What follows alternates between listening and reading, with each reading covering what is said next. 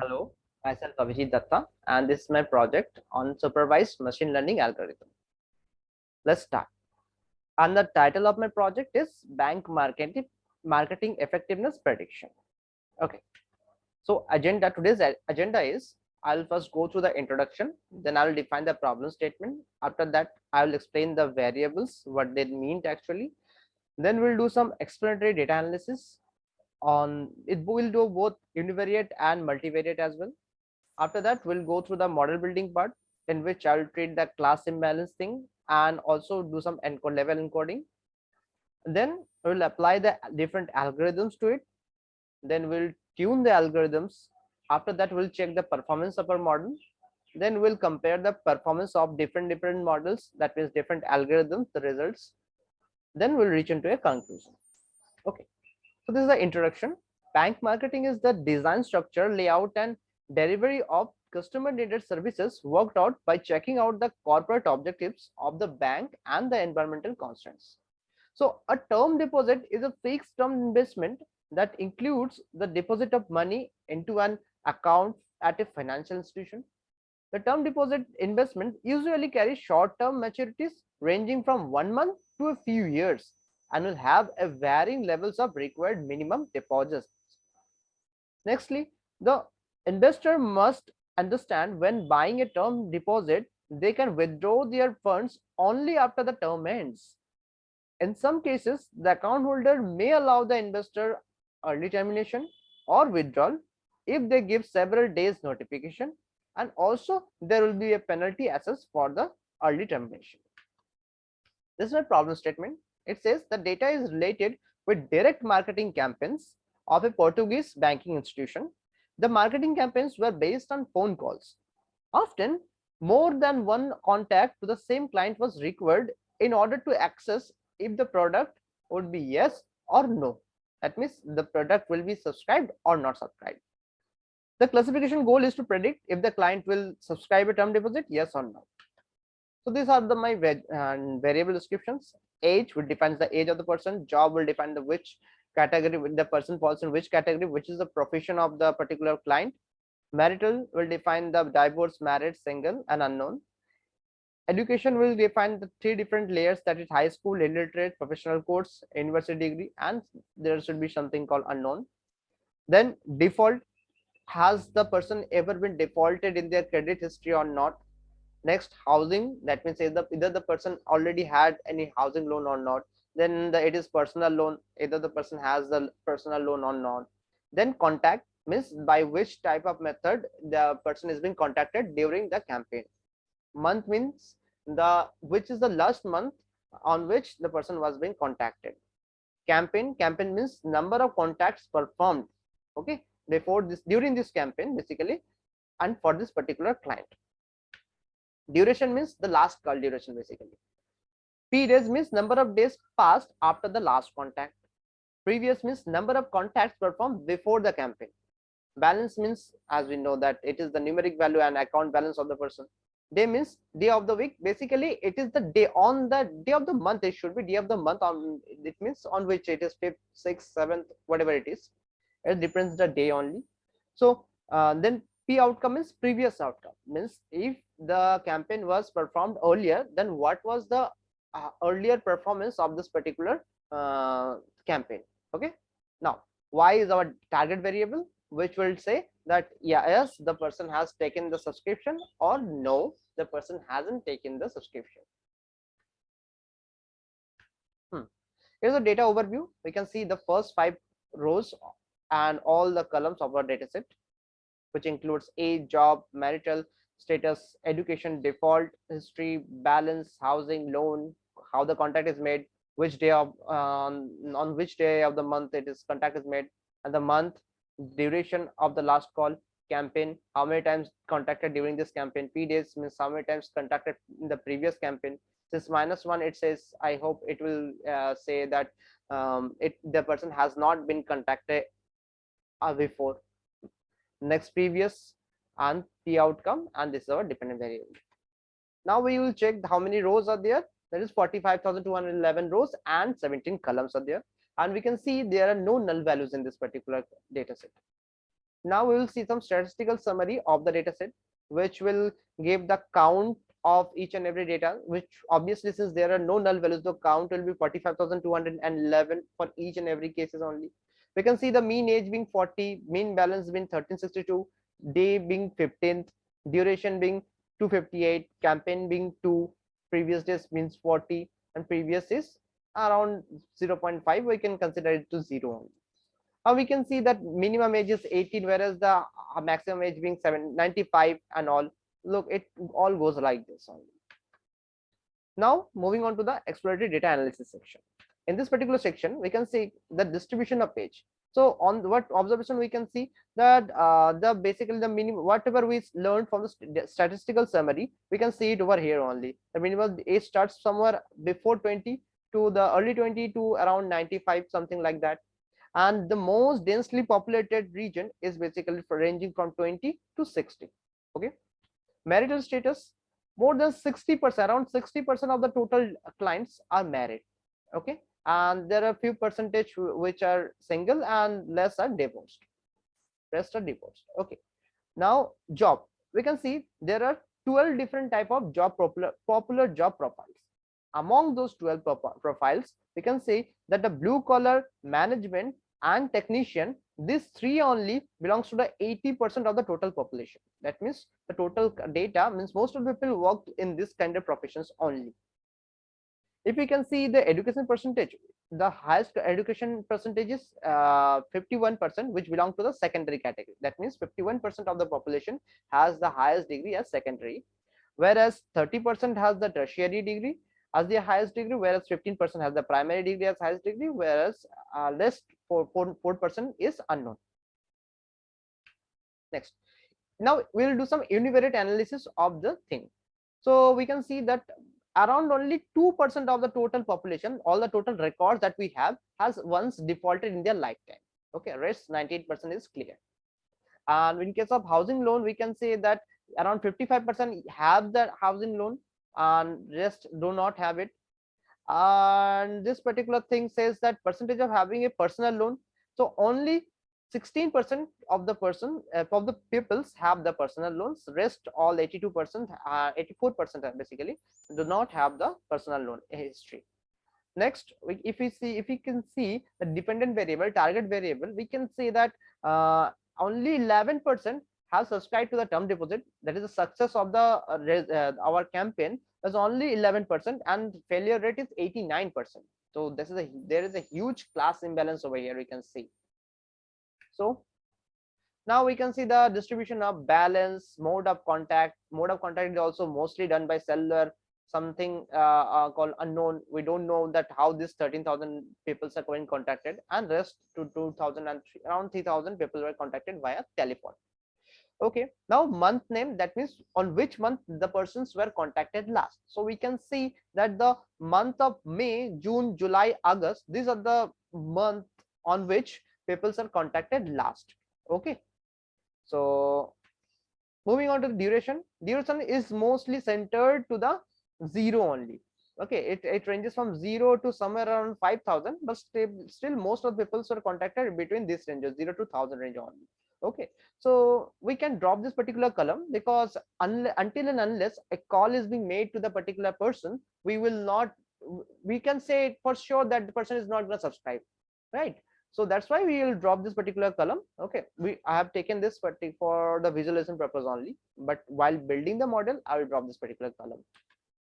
Now we'll do some univariate analysis again of the campaign. We can say campaign, distribution of P days, and the previous and the outcome. Whereas in outcome, we can see the most of the previous outcome, okay, of the previous outcome of the previous campaign were unknown, means we don't know what are the results of it. Where we can see very few success rate, only 1,500 success rate, whereas around 37,000 records are there which we do not have any idea whether they were succeeded or not. Moving on to the bivariate and multivariate analysis, we can see the distribution of dependent variables with age. So in this particular thing, look, this thing, it says the campaign was successful. This the light colored one shows the campaign was successful. Sorry, no, the dark one says the campaign was successful, and the light one says the campaign was not successful. So we can see, right, only 11 or 12% is successful and the rest are unsuccessful. So, and this is a column which says the that contact and the count. Okay, so if the contact is cellular, we can see there is still a probable chance of converting yes. Okay, means, and otherwise if the method of contact is unknown and telephone, we can't say really say that either the person will convert, means I'll take the term deposit or not. Next, age distribution of clients by profession. We can see the students are between 20 to 30 years of age, and services are done between 20 to 60. And all the services and admin, technician, blue collar, management, self-employed, unemployed. Look, entrepreneur age is little bit high. Upper limit of is age is little bit high, and housemaid is also typically it is high.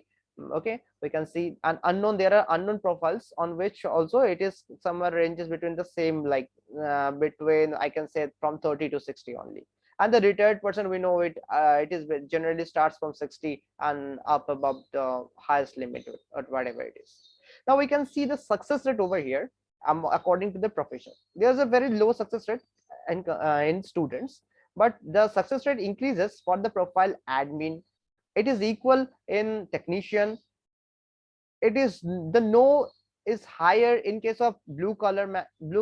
Okay, it is blue, no is higher in case of management also, and so on and so forth. So you can see the self-employed, unemployed. Okay, the entrepreneur, housemaid, unknown, and retired. For if they look for the retired person, the this thing is very high, means if the person is retired, then the chance of taking the term deposit is very high for that particular person.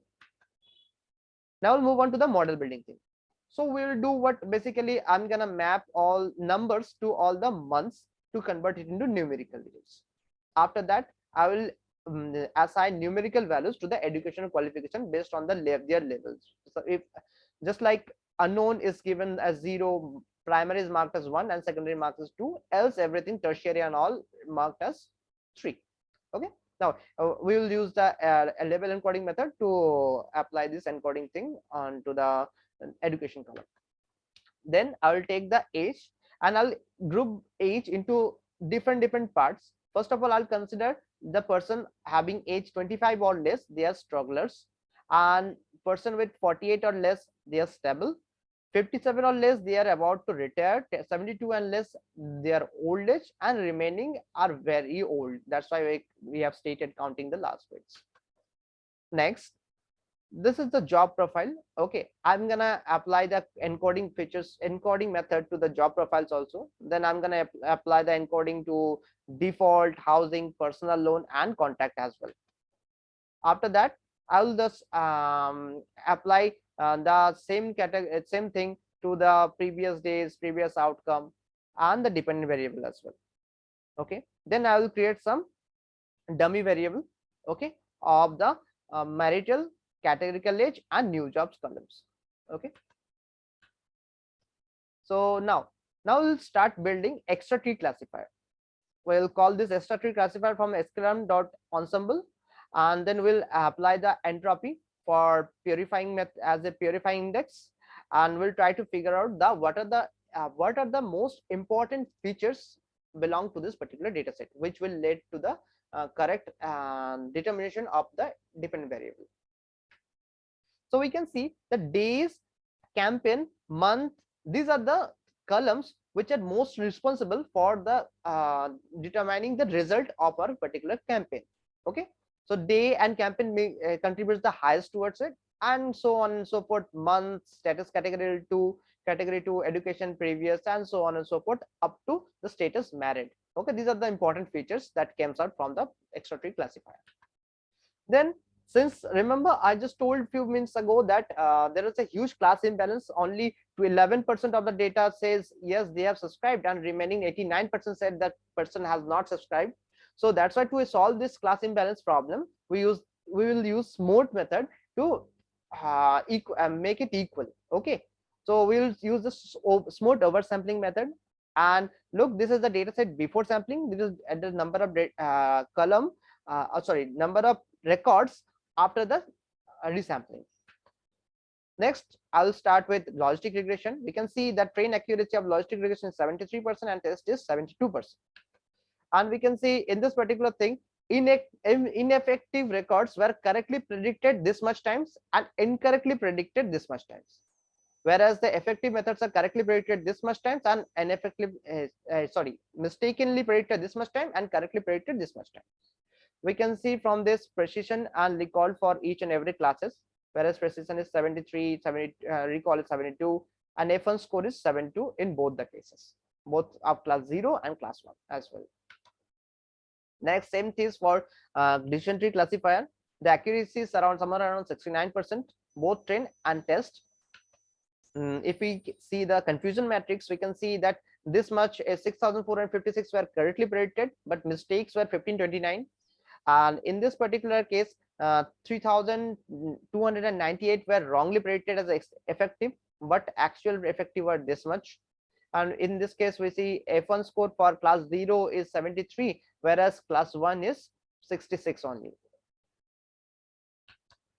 Moving on to the random forest classifier. In the random forest classifier also, the train accuracy is 72% and test is 71%. If we see the confusion matrix, we can say there are 1932 wrongly predicted ineffective records and this much wrongly predicted effective methods. Okay, and if we see the F1 score for 0 class, it is 73, and for class 1 it is 71. Okay, next. Now we are checking the feature importance using random forest classifier. So we can see the housing loan has the most important role. Okay, now we'll tune our hyperparameter. Okay, how is it done? So I will create a dictionary of whatever the things, whatever the hyperparameters I want to tune. Okay, and then I will apply randomized search CB. Okay, so in this particular algorithm, so after applying this particular randomized search CB method, we can see that max depth 15, 40, the minimum sample split 40, minimum sample split 50, and sample leaf is 40 and sample split is 50, and number of estimators 100. This is the basically according to a model, this is the perfect combination of the our hyperparameter tuning. So after the hyperparameter tuning, we can see that our accuracy improved to 77% for the train, and for the test it is 76.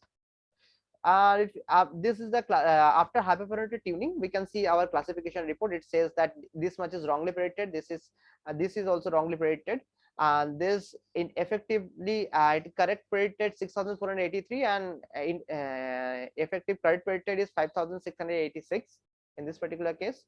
And the classification report says that F1 score is 77 for the 0th class and F1 score is 0.75 for the 1st class.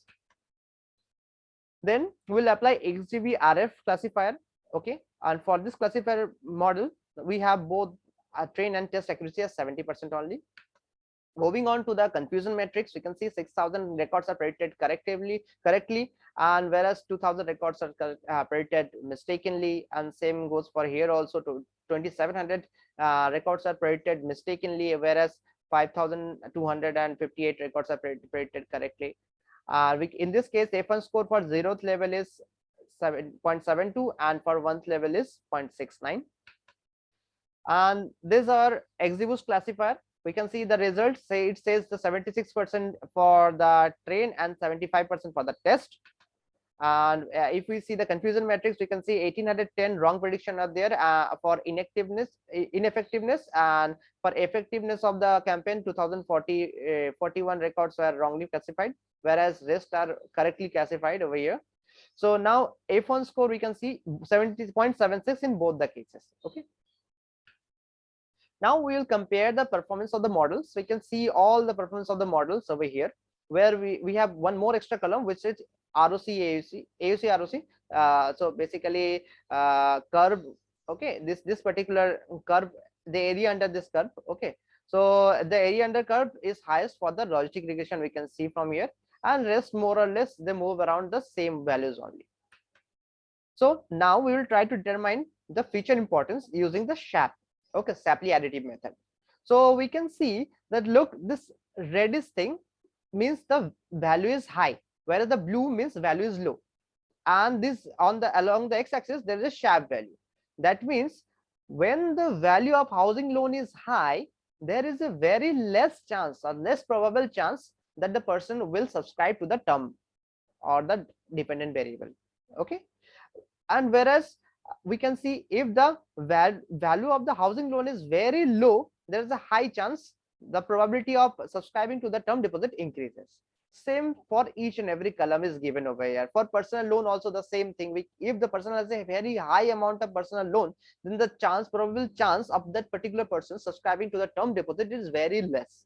Okay, there are some mixed signals in case of education. Okay, and in case of day also. So so these are the less important features, but these are the first few features which are mostly important. Okay, to determine the what might be the result of our campaign. So this is the local interpretability. That means what? Through each and I will go through few indexes, and at first I'll choose the first index. So according to the first index, whatever the records were there, so there's the overall probability is 0.3% for this person to subscribe to the term deposit.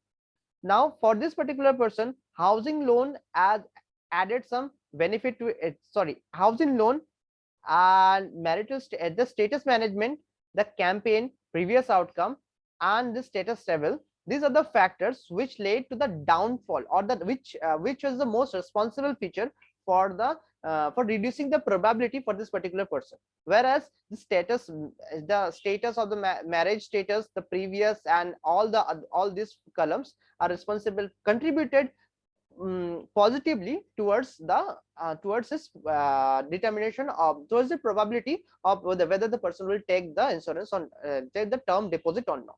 Okay, and for the same for the index number 106, these are the factors, okay, for which were responsible for the 70% probability that the person will subscribe to the term deposit. And these are the factors which acted negatively or contributed negatively for this particular person, for towards his total probability. And for this 256th row, we can see that there's a 71% chance that person will subscribe or not.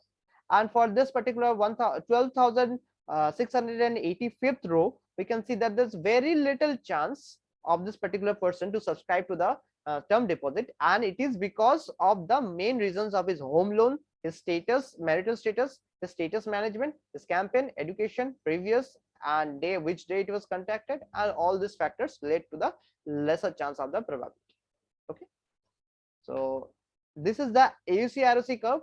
Look, we can see the logistic regression area is 0.72, XGBRF is 0.71, decision tree is 0.70, random forest area is also 0.72, and this particular random forest hyperparameter tuning using the XGBRF, it also gives 72, and XGBoost gives us the area under the curve as 0.71. Okay, so that's all from my side. Thank you.